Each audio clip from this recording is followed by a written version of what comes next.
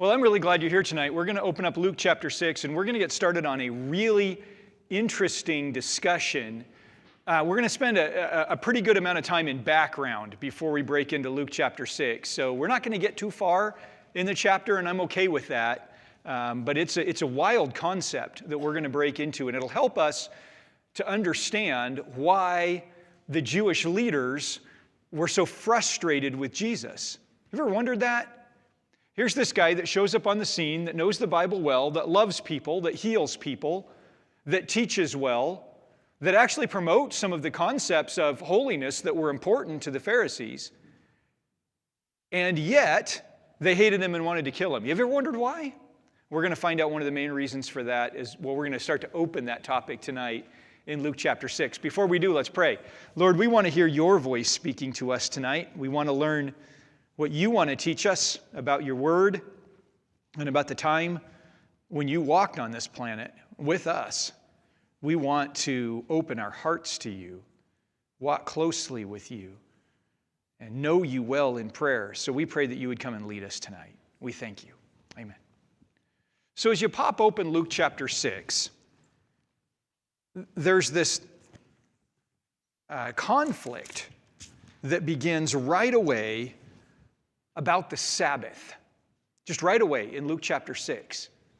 And you'll notice, if you just kind of flip to the end of Luke, or if you've read it before, or if you've ever read any of the Gospels, that this concept of conflict surrounds the Sabbath continuously with Jesus.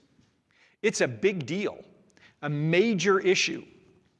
As a matter of fact, it is the issue that got the Pharisees and the leaders of the people, not the Sadducees so much, but the Pharisees, the scribes, and the leaders of the people, angry enough at Christ to call for his death, the way he treated the Sabbath. Huge issue to them. It's not to us. I mean, what do we know about the Sabbath? Saturday.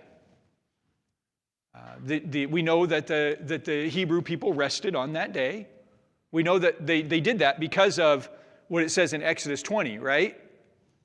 Remember the Sabbath day. Keep it holy. You are to labor 6 days and do all your work.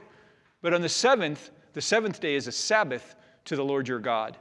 You must not do any work. You, your son, your daughter, your male or female servant, or livestock, or the resident alien who is within your city gates, for the Lord made the heavens and the earth, the sea and everything in them, in 6 days.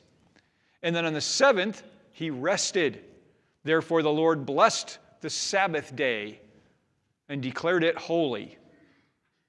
So we know that. We know that. And we also know that's a good cycle, that if you work 6 days and you take a day of rest, you'll be much healthier than being dumb like me and working 6 days at the church and then trying to cram all your housework into 1 day at home, calling that your day off. That's not wise. We know that this is a good cycle, and we know that Jewish people around the world still stick to this, and we know that there are some Christian people, some Christian denominations and sects that practice a Jewish form or a Hebrew form of Sabbath day. We understand that. But we don't understand why it's such a big deal. Why does it matter so much? It's been taught to us, but we don't grasp it with our heart like the Hebrew leaders did at the time. So I thought we'd better take a quick look at it. Now, the rule in itself is pretty simple.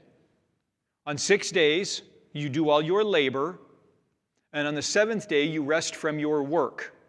Notice those words there. That's important. The seventh day, you rest from your work. What does work mean? Imagine this. Pastor Troy decides he's young again and is hosting an all-nighter for the teens at church, which they've been asking me to do repeatedly, and I keep reminding them how old I am. But imagine that I decide I'm going to host an all-nighter, and you drop your teenager off at the door, and you say, "Oh, goodbye, sweetheart. Follow your youth leaders now, and be good, and have fun." Okay, that's fair. Those are good rules. Follow your youth leaders. We know what that means. Do what they do, or what they tell you. Be good, and have fun. Now, we get to a certain point at the night When the kids have taken some old air mattresses out and inflated them and stacked them up out here at the side of the building, and now they're getting up on the roof and they're going to jump off onto the air mattresses. I have one teenager here going, yeah. Now, do you think they should do that? Let's review the rules. Follow your leaders. Well, who are the leaders exactly? I mean, certainly Pastor Troy would be a leader, but he's nowhere around at the moment because he's old and had to go rest. So who are the leaders? Well, maybe it would be the seniors in high school. Well, they're the ones setting this up. So I guess we're going to do what they do. Oh, and what about that time when Pastor Troy told us about when he was in college and they did stuff like that? So I guess we could follow the leaders. Now, you are also told to be good. What does it mean to be good? Well, we know that don't disobey specific rules. That would be bad. But there are no specific rules about jumping off the roof of the church and landing on air mattresses. So to do that wouldn't be disobeying. And if I'm going to be good, I'm going to be polite, and I'm going to be kind, and I'm going to get along with others and hang out and be part of the group. I mean, that's being good, right? Isn't being involved being good? Sure. And what about having fun? You commanded them to have fun. Wouldn't that be fun? Let's just imagine you're a teenager for a moment. All the moms in here are shooting me daggers. Imagine you're a teenager for the moment and you don't have children. Wouldn't that be fun? See, my teenagers are like, yeah!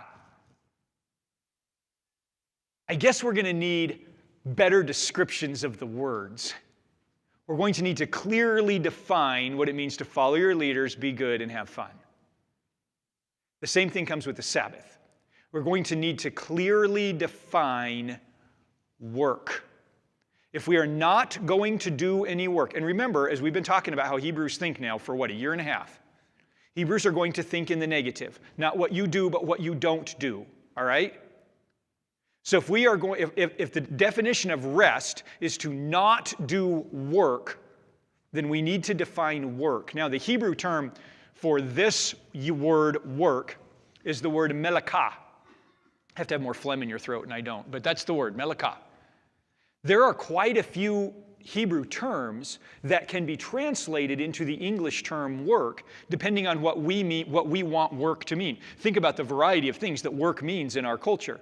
Well, the word melakah means a very specific kind of work, and it actually comes out of Genesis chapter 1.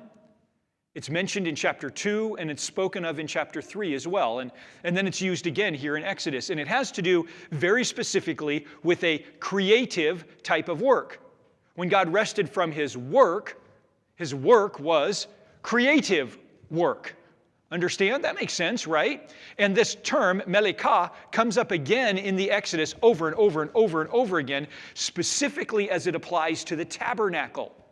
The work required to follow God's instructions exactly as he specifies, and to make and build and construct and start the process of using the tabernacle. As a matter of fact, as he is talking to them about the specific things they must make for the tabernacle, not yet using that word, he cuts into his description. I can't remember the chapter, sorry. He cuts into his description in Exodus, and he says, but remember, in the midst of all that you're doing for the tabernacle, remember to take the seventh day off and rest from the work, melakah, the creative efforts involved. So work, then, can be defined as anything you do that might produce something. Initially, the rabbis were okay with this, but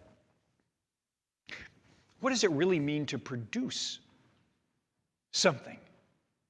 And they decided what it meant was to cause a new condition to occur in a specific environment. Okay. I like that. But what does that really mean? Listen, if we don't want to violate the Sabbath, we're really going to have to dig into this and figure this out. So over the course of a number of years, I mean, we're talking upwards of 1,000 years, they developed some ways to know what work is, melakah, compared to things that are not work. I mean, you think about it for a minute. Walking would be work. Creates a change of environment. But God can't mean all kinds of walking, because what if you got to go to the bathroom? There's got to be a way to understand specifically what Melikah is and what it's not. And what they did was they developed 39 categories and put it into 4 different subheadings or 4 different, I forget the specific word they used for it, 4 different categories of these 39 categories of things that would define work. And I'm going to read them for you now. The 4 different categories. The first one is the order of bread. The order of bread includes things that would be work like planting, plowing, reaping, gathering, threshing and extraction, winnowing, sorting and purification, dissection, sifting, kneading, and cooking and baking. Now you think about the things they did in the tabernacle, that would be work. And then there was another category called the order of garments. This would include things like shearing, scouring or laundering, carding or wool combing, dyeing, spinning, warping, making 2 loops, not 1, threading heddles, weaving, separating 2 threads, tying or untying, sewing, and tearing. And then there's the order of hides. This would include things like trapping, killing, flaying or skinning, curing, preservation, smoothing, scoring, measuring, or cutting.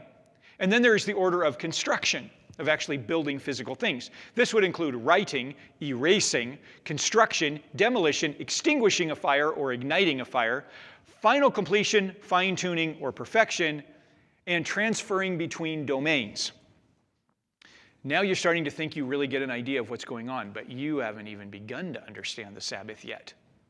I want to look at 2 related topics and one that's related to our discussion. Just 2 of the 39 and then a third one.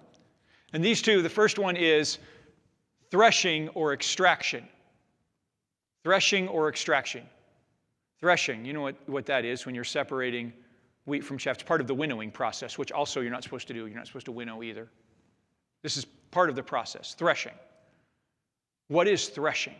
If you really think about it, we're not talking about wheat here.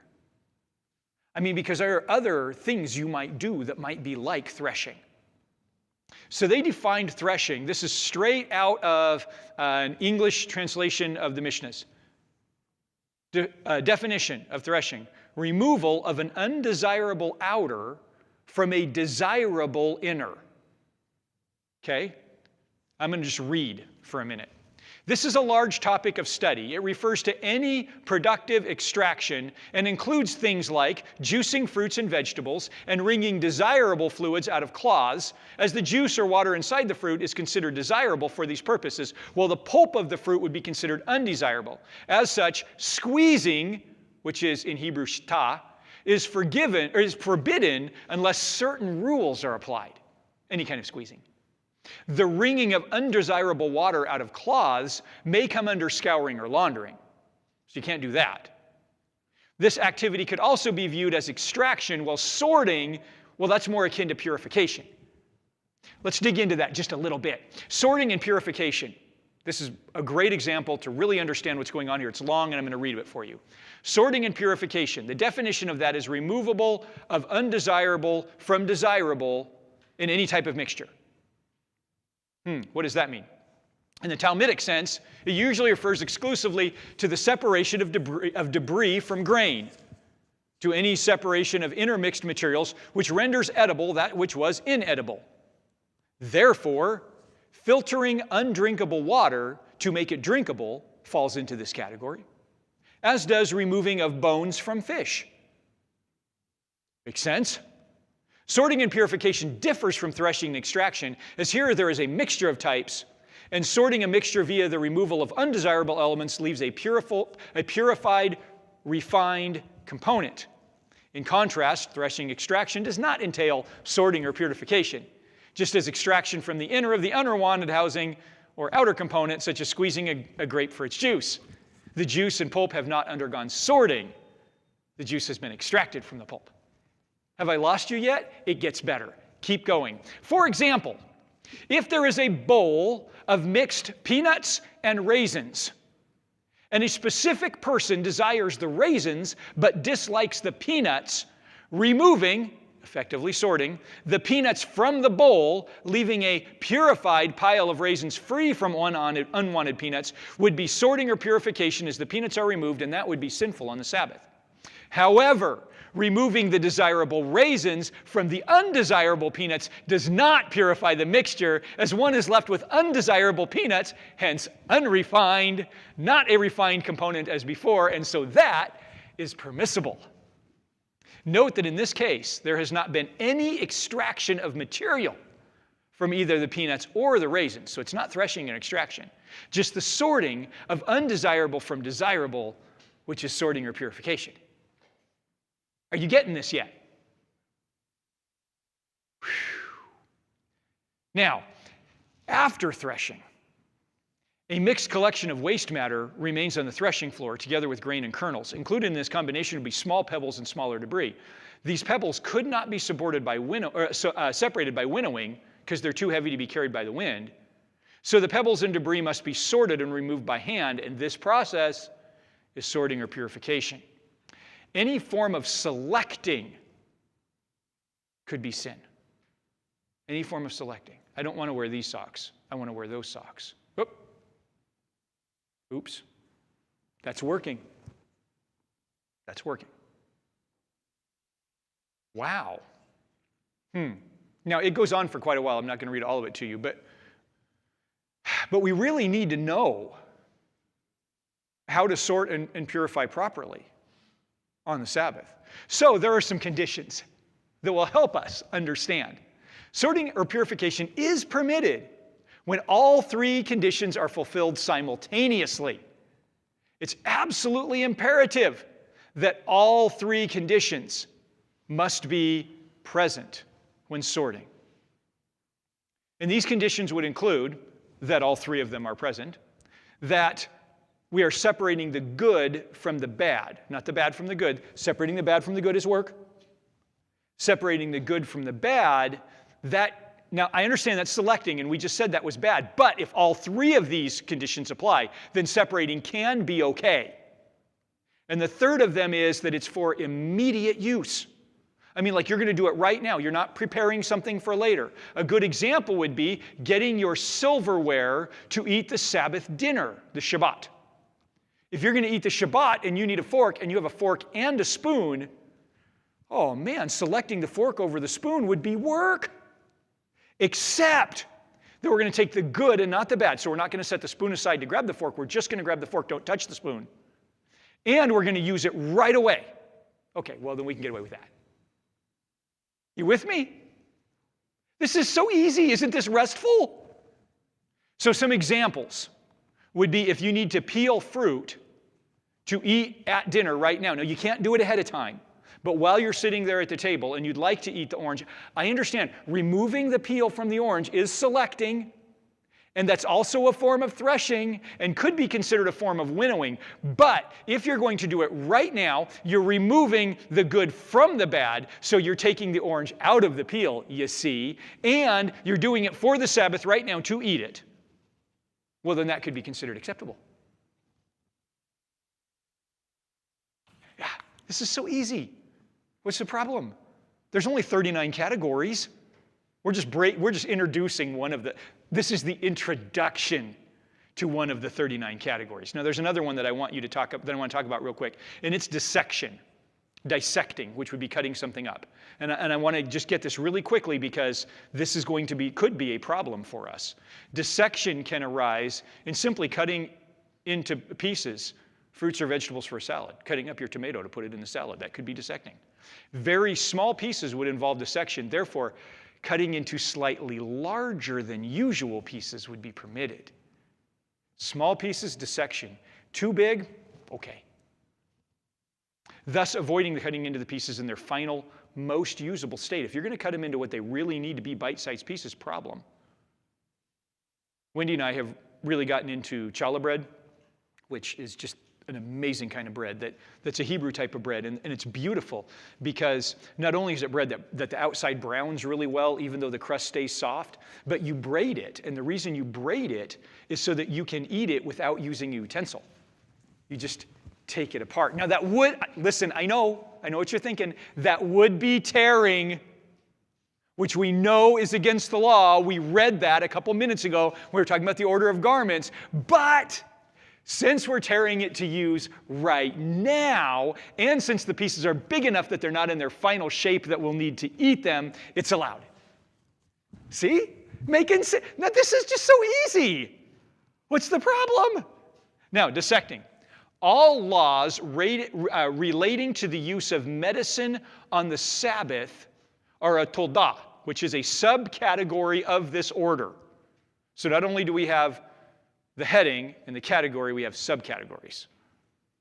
And toldah is a subcategory of the dissecting part, which is where medicines fit, because medicines are by nature a dissected form of something. They've been cut up, ground up. They've also been mixed, and we know we talked about mixtures can be a problem.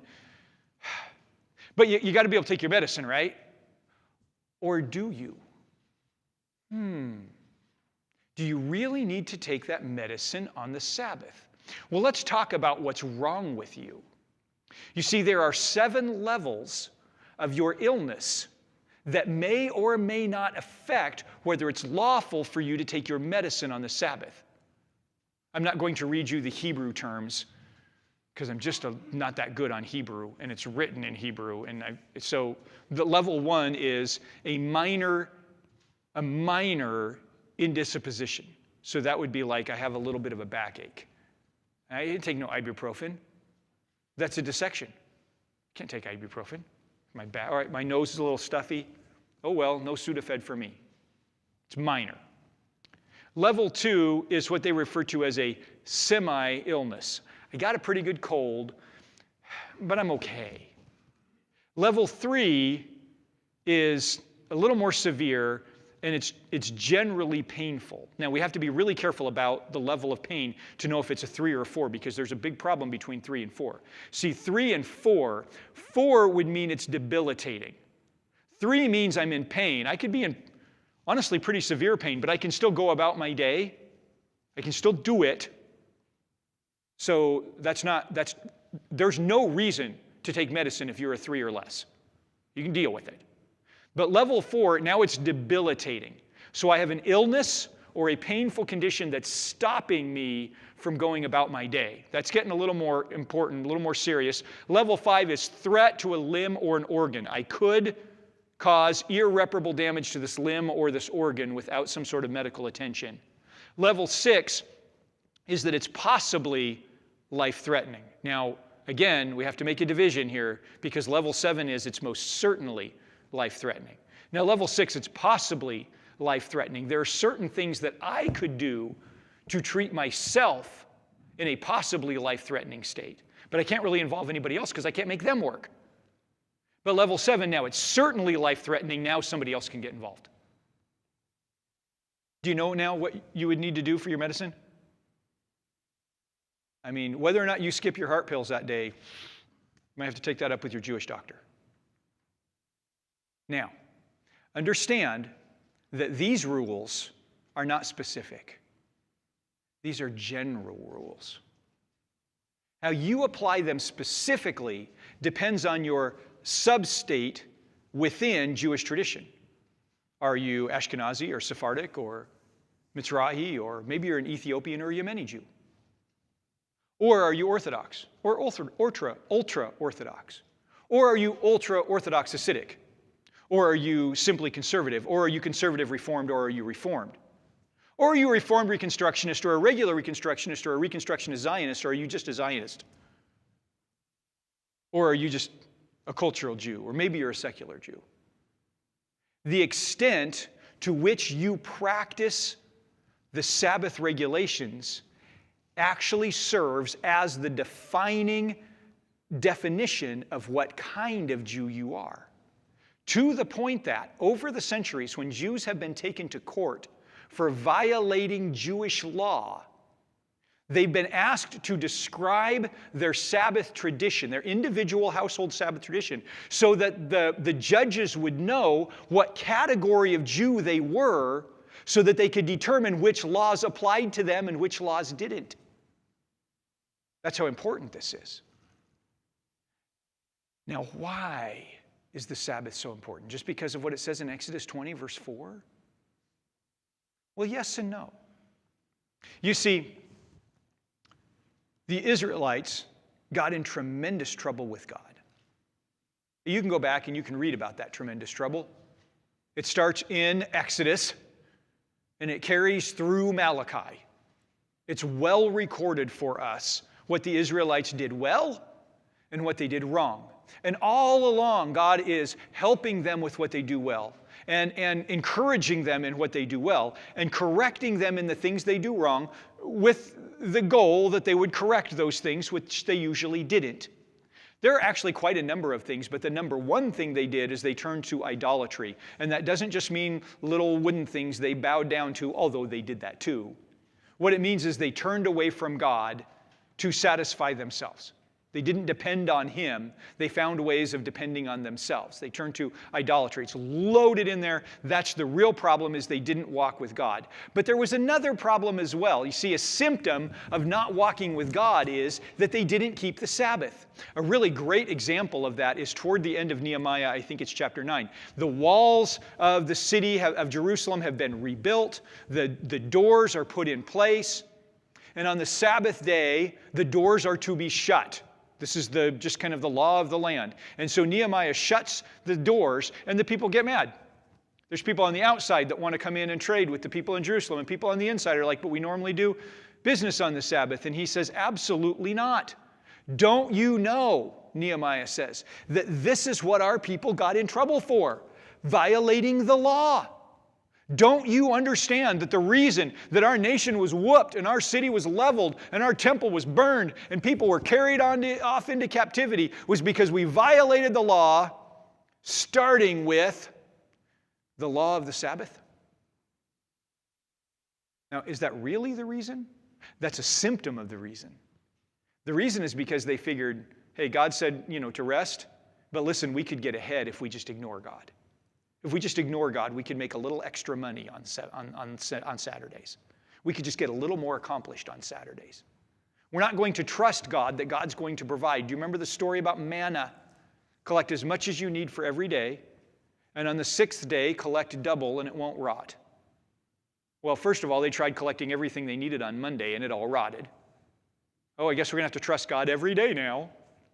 And then some people didn't collect enough on the sixth day, and they got up on the seventh day and went outside, and ta-da, no manna. Oh, what are we going to do? Maybe you should just trust God and just do what He says. That's the point. And they said, well, but listen, if we trade with the nations around us, and if we just become like them, we'll get wealthier. That's the problem. They turned from Him. But Exodus 31:14 says, you shall keep the Sabbath because it is holy for you. Everyone who profanes it shall be put to death. Whoever does any work on it, that soul shall be cut off from among his people. And Isaiah 58 says, if you turn back your foot to the Sabbath, from doing your pleasure on my holy day, and call the Sabbath a delight and a holy day for the Lord that's honorable, if you honor it, not going your own ways or seeking your own pleasure or talking idly, then you shall take delight in the Lord, and I will make you ride on the heights of the earth, and I will feed you with the heritage of Jacob your father, for the mouth of the Lord has spoken. And Ezekiel 20 says, moreover, I gave them a Sabbath as a sign between me and them, that they might know that I am the Lord who sanctifies them. But the house of Israel rebelled against me in the wilderness. They didn't walk in my statutes, but rejected my rules. So I said I would pour out my wrath on them in the wilderness. Jeremiah says, thus says the Lord, take care for the sake of your lives, and do not bear a burden on the Sabbath day, or bring it into the gates of Jerusalem. And do not carry a burden out of your houses on the Sabbath, or do any work, but keep the Sabbath day holy, as I commanded your fathers. Yet they did not listen or incline their ear, but stiffened their neck, that they might not hear and receive instruction. But if you listen to me, declares the Lord, and bring in no burden by the gates of the city on the Sabbath day, but keep the Sabbath day holy and do not work on it, then there shall enter by the gates of the city kings and princes who are sitting on the throne of David, riding in chariots and on horses, they that their officials and the men of Judah and the inhabitants of Jerusalem, and the city will be inhabited forever. And then 2 Chronicles 36. This all came about, all of the destruction of Jerusalem, by the word of the mouth of Jeremiah, until the land had enjoyed its Sabbaths. And then Daniel said, it's been 70 years. It's been it's been the 10 cycles of Sabbath. And Nehemiah said, don't forget about the Sabbath. And so down through the years, the people determined that this was really the big issue. Listen, the idols and the icons are a problem, okay? Can't do that. Can't do that. To the point that they wouldn't even allow pictures of people in Jerusalem. We'll read about that when we get to Acts. They wouldn't even, that's a picture of my grandma. No, that's an icon. You got to throw it out. None of that in Jerusalem. But also, they said, the thing that separates the people of God from everyone else is their behavior on Saturday. That's the thing. How are we going to know if people are people of God? It's how they behave on Saturday. What about Sunday through Friday? Well, it's about Saturday. Saturday. That's how we're going to know if people are the people of God.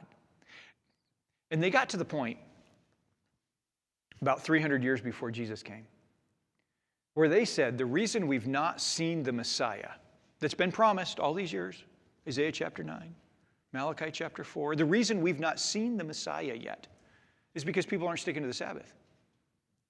If every Jew around the world, regardless of how he identifies himself, Orthodox, ultra-Orthodox, whatever, if every Jew around the world would just for one Sabbath day, just one, actually follow all of the rules, every one of them, all 39 categories and all the subcategories without failure, one time, the Messiah would come and free us from oppression.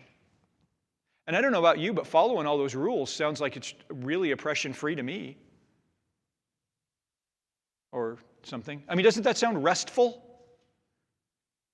Has to be what God meant. So here comes Jesus. Now, Jesus has already claimed to be God. He did that earlier in chapter 5, just abundantly clear. Hey, you can't forgive sins. Nobody can forgive sins but God alone. Oh yeah? Okay, well, you're forgiven. I mean, to the point that the rabbis, the Pharisees and the scribes and the teachers of the law, pointed to that event as the moment where Jesus became a blasphemer, spoke the name of God by claiming that it was him. He's already done that. Now, this bothers them. But when they get to the end of it, they're like, we have seen incredible things today. Like, we got to really think about this. And they maintain that we got to really think about this attitude. They get a little snotty, but they maintain that attitude up until the beginning of Luke chapter 6, and that's where it all falls apart. Let's read a little bit. On the Sabbath, he, that's Jesus, passed through the grain fields. He and his disciples were picking head of grains, rubbing them in their hands, and eating them. Now, passing through the grain fields, perfectly acceptable. Picking some fruit out of the grain field, some ripe fruit, perfectly acceptable. You were allowed by law to walk through somebody else's orchard or vineyard or whatever and take just as much as you could eat. You couldn't use like a sickle or a tool that you're going to harvest it. You couldn't pack your pockets full. But if you're hungry, go ahead and eat. Don't be hungry. Perfectly acceptable. The problem is they're doing this on the Sabbath. Now, I, as a kid, never really liked eating the heads of, I grew up in Oregon, we had grain there. You guys might not know, in Alaska, flour is a grass. Yeah, it is. And so is barley and rye and just a number of other things. And as a kid, we could just go out, I mean, seriously, the stuff seriously like grew in the ditches where I grew up. And you could just go pick it up and just pop the heads of your mouth and chew on them. And I personally didn't like that. I didn't think it was tasty. Fun, not tasty. I remember one time we're chewing on them, and my brother wouldn't do it. And we had this friend with us who was a recent immigrant from Vietnam, and super cool kid. And we're hanging out, and we're chewing on these things. And my brother says to him, I can't believe you're eating that grass. And he says, well, what do you mean? And he says, what if a dog came on and peed on it or something? And he's still chewing. He's like, adds flavor. I didn't like the chewing on the seeds, but apparently the type of grain that they were growing there in Israel, which apparently they still grow there, It's got a really thick husk on it, but if you can get the seed out of the husk and you just chew on it, it's got like a sweet gummy flavor. Never tried it. I'd love to. So this is what they're doing. The guys are walking through the fields. They're hungry. It's the Sabbath day, and they pop some in their mouth and eat it. Now, they have clearly disobeyed the law. They are reaping, gathering, threshing, and winnowing at least. They're at least violating those principles. Plus, how far have they walked? You're only allowed to walk 3,140 feet. I mean, 3,141, that would be working, not resting. 3,140 is resting. So they might be walking too far. They're just disobeying everything.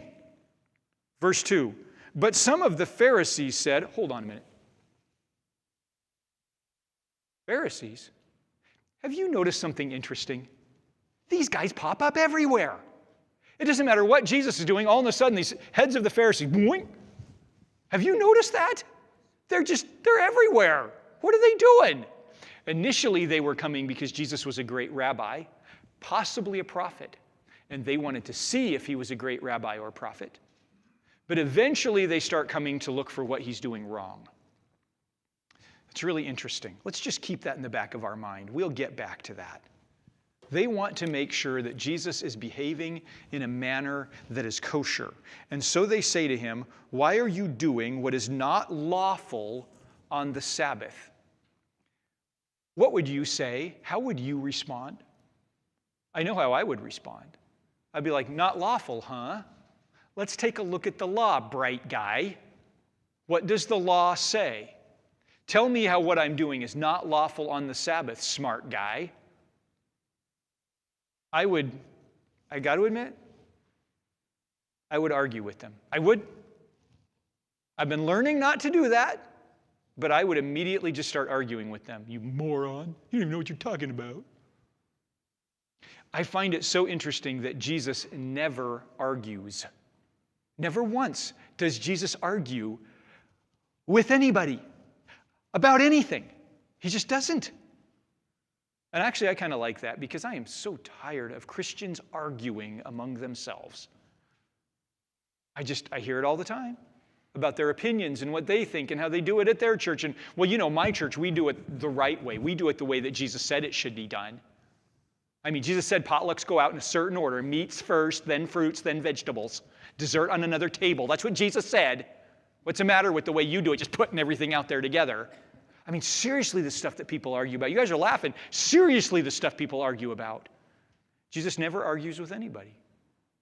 I do like this, though, because he pitches them an insult. And I like the whole what would Jesus do thing. It's great. He really has fun with people, all right? So he pitches them an insult. Verse 3, Jesus answers. In my particular translation, it just says, haven't you read what David and those who were with him did when he was hungry? How it really reads is, haven't you ever read, or perhaps haven't you even read? And this is big, because these are the Pharisees and scribes. The scribes were the guys who literally copied the Word of God, word by word, letter by letter, space by space, dot by dot. They had not only read it, they had memorized it. The Pharisees prided themselves on having what we would refer to as the Old Testament completely memorized, all right? And Jesus is like, don't you even read the thing? I like that. That's fun. And the story he picks out is this one. Haven't you read what David and those who were with him did when he was hungry, and how he entered the house of God and took and ate the bread of the presence, which is not lawful for any but the priests to eat? He even gave some to those who were with him. This story is in 1 Samuel 21. And the story goes like this. David is running from Saul. He's running for his life. He takes 3 of his guys, or possibly 4, and heads out of Jerusalem because Saul has already indicated to those around him that the next time he sees David, he's going to kill him.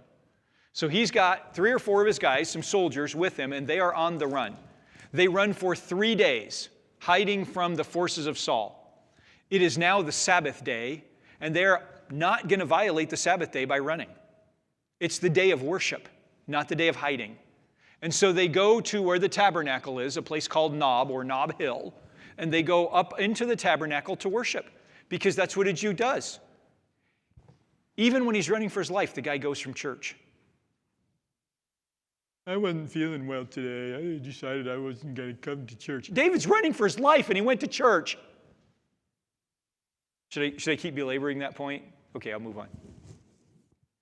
So David's at church, even though his life is being threatened. And he and his guys have not eaten for 3 days. Possibly this is the third day. Possibly it's been 3 days and this would be day 4. Don't know. Doesn't matter. It's been a while. They're working hard trying to stay free and stay alive. They burned a lot of calories and they are very hungry. David was a national hero. Everybody knew David. Ahimelech, who was the high priest, had great respect for David. Plus, come on, me as the pastor, anybody who makes church that important, I already love this guy. So Ahimelech comes to David and he says, I'm really surprised to see you here. And David says, I've been sent on a special mission from the king. He doesn't say who the king is. I appreciate that, not going to lie. I've been sent on a special mission from the king. And it's a secret mission. And nobody can know about it. Also true. And Ahimelech says, oh, well, what can I do to help you and your men?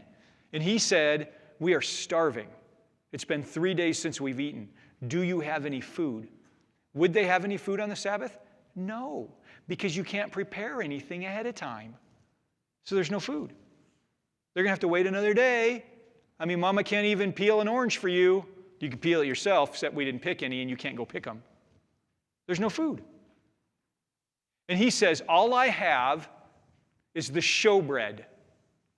I don't know if you at this church have really dug into how the tabernacle or the temple was set up, but there's a table in there, and it's got 12 loaves of bread. It's not like loaves, it's not Wonder Bread. It's more like big flat bread. There are 12 of them that are put on a table that are kept in the tabernacle all week. Now, normally this stuff would mold by day 2, but it's in the presence of the Lord, and it stays fresh for all 6 days. On the 7th day, it's still so fresh that the high priest and his family eat that bread. It's still that good, and they put fresh bread out on the next day, on the day following the Sabbath. This is normal tradition. It's prescribed by God in Exodus. The only people who are allowed to eat this bread are the high priest, his family, and the priests who are serving in him. It is in the law. This is not something that the rabbis made up. It's not in the Mishnah. This is in the law of God given by Moses on Mount Sinai. This is how it works. The high priest says, all I have, the only thing I can offer is the showbread. The bread of the presence. The bread that's been in the presence of God all week. That's all I got. And listen, the high priest, I will give it to you and your men as long as you are ceremonially clean. And he said, well, yeah, we're ceremonially clean. We have to be to come here and worship. And we haven't been around our wives for a few days, and then marital relationships would make them ceremonially unclean if they did that before they came to worship. So he says, yeah, we're ceremonially clean. We're in good shape. And the high priest gave them the bread of the presence to eat, which is not lawful. The high priest himself broke the law on the Sabbath day. How could he do that and that be okay?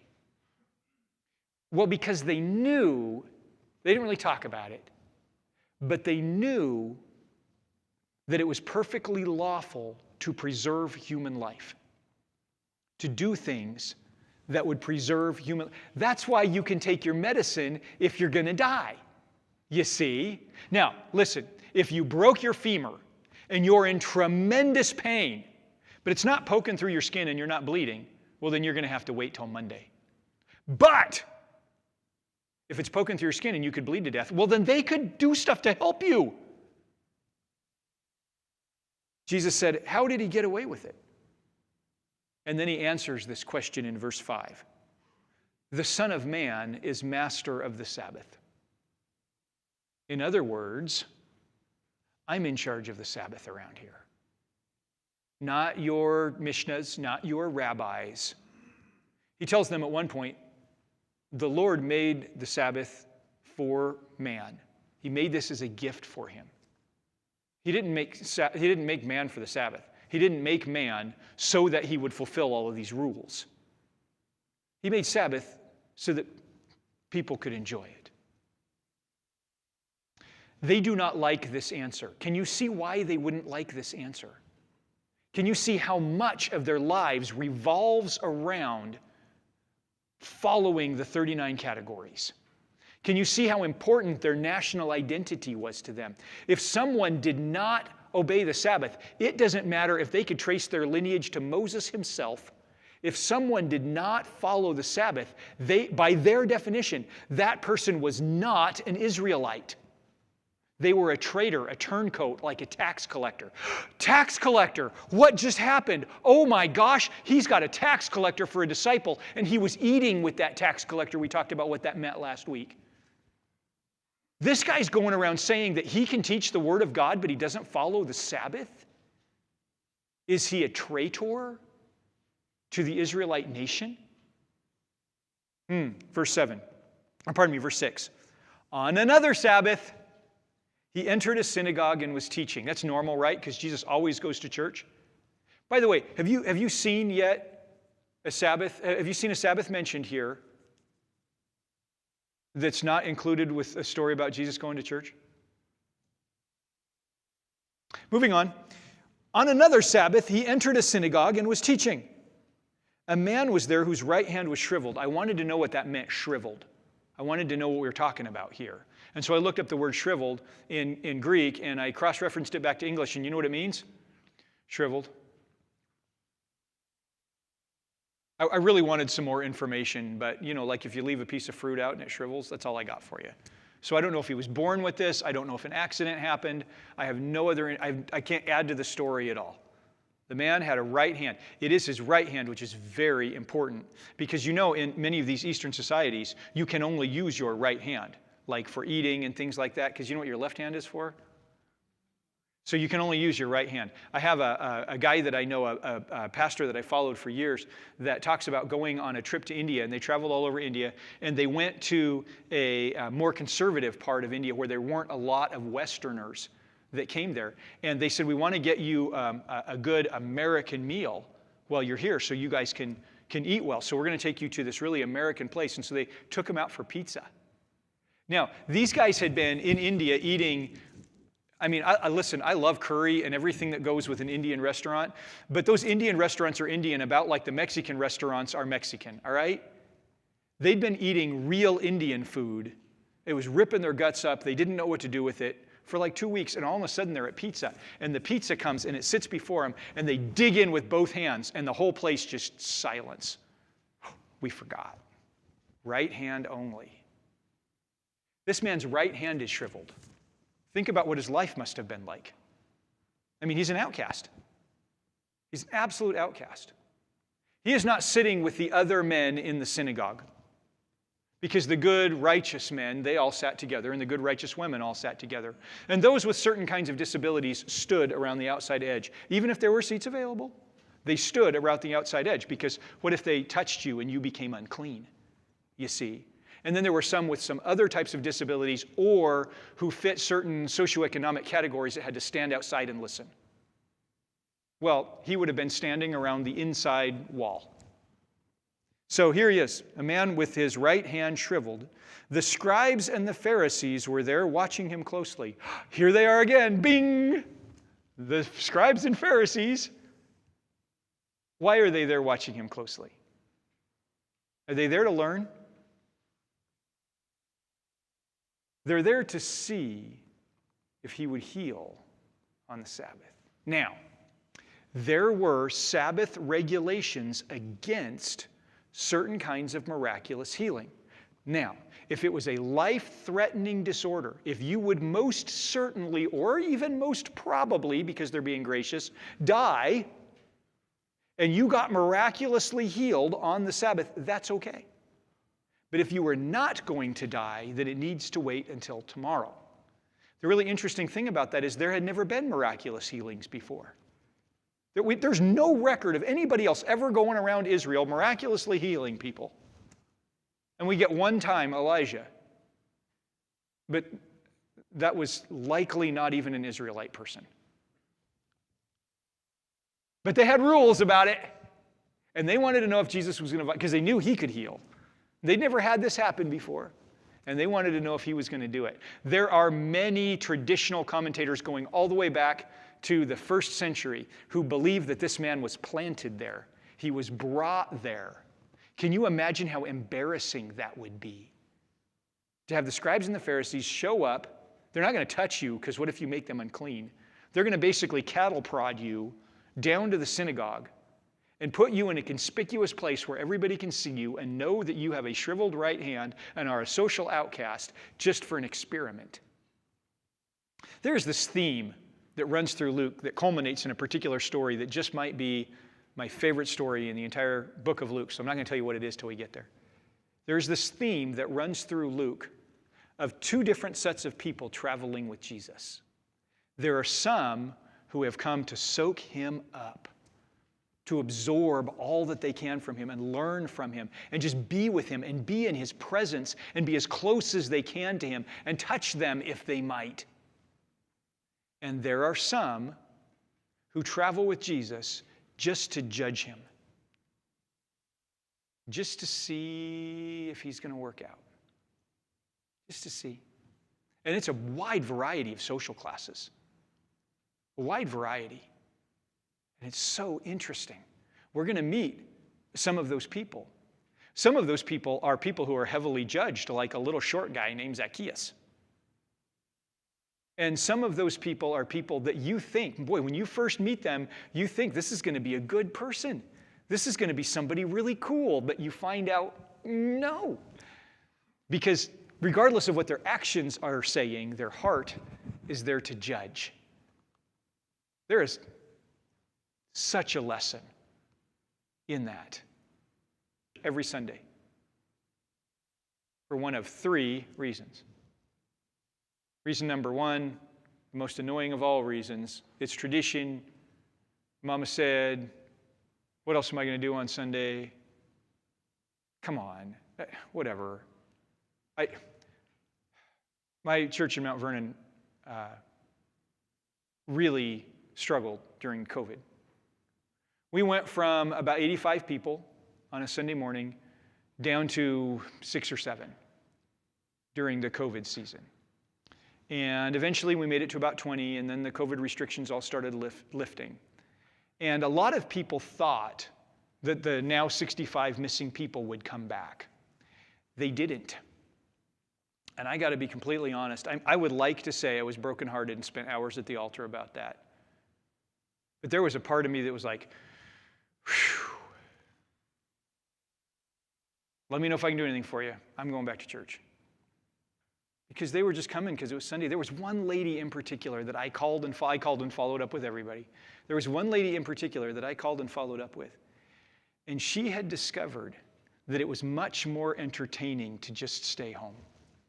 Because she could watch any preacher she wanted and still have time to turn on the football game. Great. I mean, I wish that weren't the way it is, but if that's the way it is, just go ahead and stay home. That's one group of people.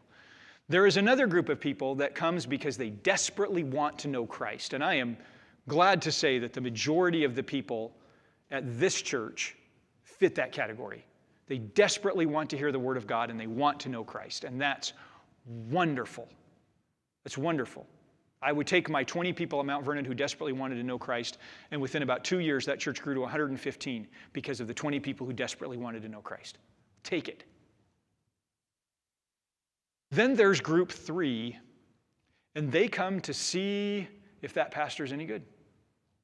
They come to find out if that worship team can stay on key or not. Are they going to sing the songs I like this week?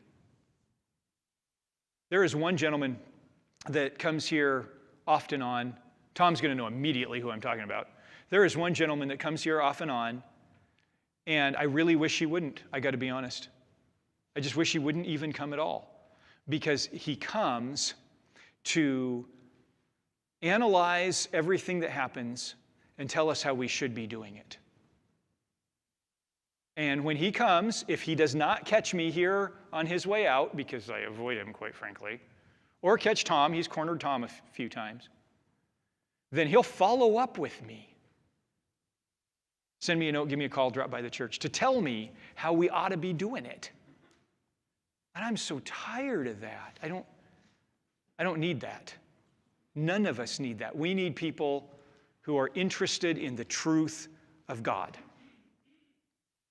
These guys, these Pharisees and these scribes, came to watch him closely, verse 7, to see if he would heal on the Sabbath so that they could find a charge against him. See, he is in fact a lawbreaker. We thought we were going to get him with the whole eating wheat thing, but he found a loophole. We're going to get him this time because it's against the law to heal on the Sabbath. We're going to get him, they said. But, verse 8, Jesus knew their thoughts, and he told the man with the shriveled hand, get up and stand here. I actually feel really bad for this guy. It would have been so embarrassing. I hurt for this guy. Well, at least until the end. But I just feel bad for him. Get up and stand here, Jesus said. So the man got up and stood there because Jesus said it, so I'm going to do to it. Then Jesus said to them, the scribes and Pharisees, I ask you, is it lawful, according to the law, to do good on the Sabbath or to do evil, to save life or to destroy it? Think about that word malak that we were talking about, that work that creates or produces. He did not say, is it lawful to create? He said, is it lawful to save? It's interesting. That's so interesting to me. Because you and I don't actually create anything. This is my creation. No, you took some stuff that was already here and turned it into something. Now, what you turned it into might be fantastic. But you took some stuff that's already here and turned it into something. I mean, you take anything artificial in the world and break it down, you're eventually going to find something natural. There's no way, we can't make our own stuff. Jesus isn't talking about creating. He's talking about saving something that God created. Is it lawful to do good on the Sabbath or to do evil? By the law. I'm not talking about the Mishnah here. I'm talking about the law. Well, of course it's lawful to do good, and it's not lawful to do evil. So, of course it's lawful to save God's creation. Save. What does it mean to save? What does it really mean to save? What's it mean to be lost? To be lost, as we know from our study in Genesis and talking about it so much, to be lost is to be out of relationship with God and out of relationship with one another. That's what it means to be lost. If you are lost in this life and you die lost in this life and you go to hell, what hell is not simply a location. Hell is a state where you have no relationship with God and no relationship with anyone else. And since God is the life giver, you are in a constant and permanent state of death, which is remarkably painful and torturous. It's likened to being on fire for the rest of all existence. That's hell. Well, I'll go to hell and hang out with all my buddies who went to hell. No, you won't. It is the absolute, complete a loss of all relationship. Lonely beyond anything you can imagine, in the state of death continuously. That's lost, to be out of relationship. What's up with this guy? He is out of relationship because he has a shriveled right hand. He cannot have normal relationship with other human beings. He can't even sit with them. He has to stand around the outside. Is it right to save something that's lost? Something that God created to be good? Is it right to bring that back into relationship with God and mankind on the Sabbath? With this guy's shriveled hand, he can't go up to the temple and worship. He is out of relationship with God. He is out of relationship with mankind. Is it lawful to bring him back in? Well, yes, it is. Yes, it is. Well, isn't that work? That's saving. And saving is allowed. And they said, oh, you know what, Jesus? Oh, good point. We hadn't even considered that. Oh, thank you, Jesus, for opening our eyes to the truth. No, they didn't. They huffed at him. So after looking around in them all, and there's an implication there that he was looking at them with disgust, that they disgusted him. After looking around at them all, he said to the man, stretch out your hand, and he did. Now hold on. This man can't stretch out his hand. It is physically impossible. How many times do you suppose he tried to do that? How many times do you suppose he tried everything in his being to make it right? How many times do you suppose he thought the right thoughts? He thought, I can do it. I am powerful and I am strong and I am beautiful. And he tried and nothing happened. Listen, I thought about preaching on this on Sunday. You can try all you want. You can believe you can fly. Remember when I was a kid, my brother was in the concert at school and they were doing a song and the lyrics to the song was, you can do anything if you try. And I said to him, no, you can't. He was like, oh no, it's a wonderful song. I said, you can't do that. Get up on there. We used to get up on the garage roof all the time. Don't tell Mom, she wouldn't care now. We used to get up on the garage roof and I would say, just jump off then and fly. Do you believe you can fly? Then you can fly, right? Well, not that. Well, the song says nothing is impossible if you try. Well, it's not impossible, so try. I want to watch. How was this man suddenly able to do it? God said. God said. Nothing is impossible if God said. You can do anything if God said. God said to do it. You can pray and it won't rain on the land for 3.5 years, and then you can pray again and it will. If God said to do it. If God said to do it. And God said, dude, stretch out your hand. Now, he could have said to Jesus, come on, man, you know I can't do that. Come on, man, look at this. Do you really think I can't do that? But he didn't. He took God at his word, and we know what that is. That's faith. He took God at his word and said, well, if you said it, I'll do it. And he was healed right then and there. Beautiful, amazing story that teaches us so much. Oh, he did it, and his hand was restored, verse 11, and they all cheered and clapped and said, yay, Jesus. No, they didn't. They, however, were filled with rage and started discussing with one another what they might do with Jesus. Wow. They were filled with rage. Oh, man. I have so much more to say about this. So much more to say about this, but we're out of time. So let's talk about a couple of quick things. Just a couple of really quick things that we need to think about. First of all, you can be an absolute Bible nerd and know every last bit of it and still be blinded to the truth. If you don't open your heart and mind to the Spirit of God working in you, I don't care if you can quote all of the minor prophets. You don't know. You can become so convinced of your bias. If we had time, we would discuss some of our friends in the Seventh-day Adventist movement and how they're sure we're all going to hell because we meet on Sundays. And we would talk about Romans chapter 14. I suggest you look it up and read Romans chapter 14 at least as far as about verse 9 and see what Paul has to say about that. Also, we can get so hung up on our way of thinking and acting that we can become convinced that others who think and act differently are just plain wrong. We can get so caught up in thinking that our way is the only way and the right way that we're convinced that others are just plain wrong. Now, there are certainly some things that you cannot flex on. There are certainly some things that cannot be compromised, and they're very clear and they're very well taught in here. I like what John Wesley used to say. He didn't develop the term. The phrase was coined by a German theologian, Peter Meiterlen. But John Wesley used to say, in essentials, unity, in non-essentials, liberty, and in all things, charity, which is love. In essentials, unity. We need to be united about what is essential to the gospel. In the other things, liberty. Listen, let's just, you do you, we'll do us, all right? It's okay. It's okay. We don't do the liturgy here. It's okay. It's okay. We don't do a lot of those new worship songs that come out of that band from Australia either. That's okay too. It's okay. And in all things, charity. That is, we love one another. We love one another. I like that. And then one more thing.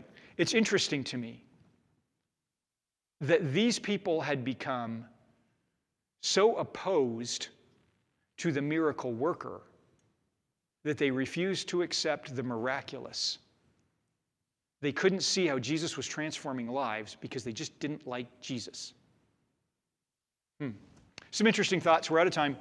I told you we weren't going to get very far in this. I think it's absolutely vital that we understand the foundation of what's going on here, because from here on out, we're going to see the slope that the leaders go down until they start yelling, "Crucify him." It starts right there with the way that he deals with their rules, not God's law about the Sabbath. So let's stop and pray. Lord, I thank you that you have given us freedom and joy. I pray that we would live in it, that we would follow your words, that we would be obedient to you, and that we would rest in you. We thank you. Amen.